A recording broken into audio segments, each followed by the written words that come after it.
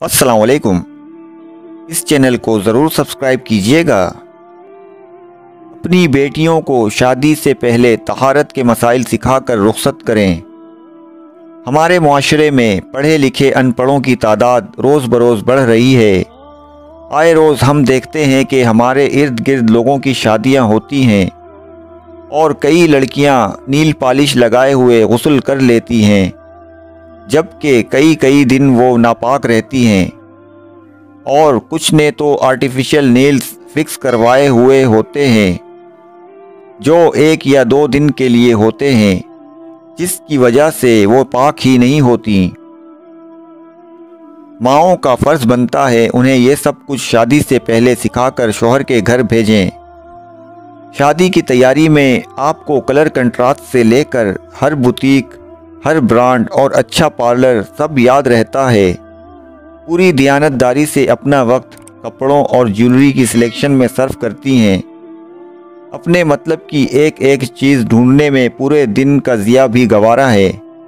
Matching के चक्कर में घंटों बर्बाद हों तो खैर है, मगर वक्त नहीं तो दीन के चंद बुनियादी मसाइल सीखने का, तहारत के मसाइल जानने का। याद रखें, ज़ाहिरी तहारत की भी 3 किस्में हैं। 1. निजासत से तहारत, दूसरे हदस व जनाबत से तहारत, और तीसरे इन चीज़ों से तहारत जो बदन में बढ़ जाती हैं, जैसे नाखून और नापसंदीदा बाल। पहली किस्म ज़ाहिरी निजासत और पलीदगी से जिस्म, लिबास और जगह को पाक व साफ़ करना है।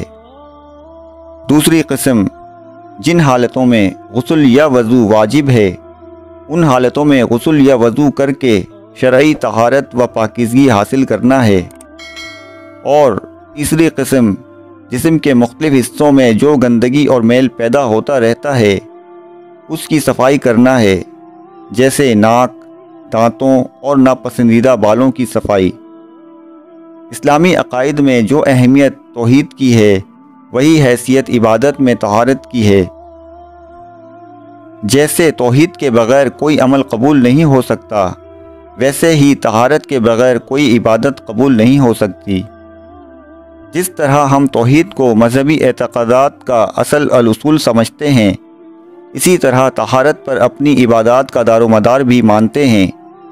अल्लाह ताला हमें अक़ाइद व अमाल की पाकीज़गी के साथ साथ ज़ाहिरी व बातनी हर किस्म की निजासतों से तहारत व पाकीज़गी इख्तियार करने की तौफ़ीक़ से नवाज़े।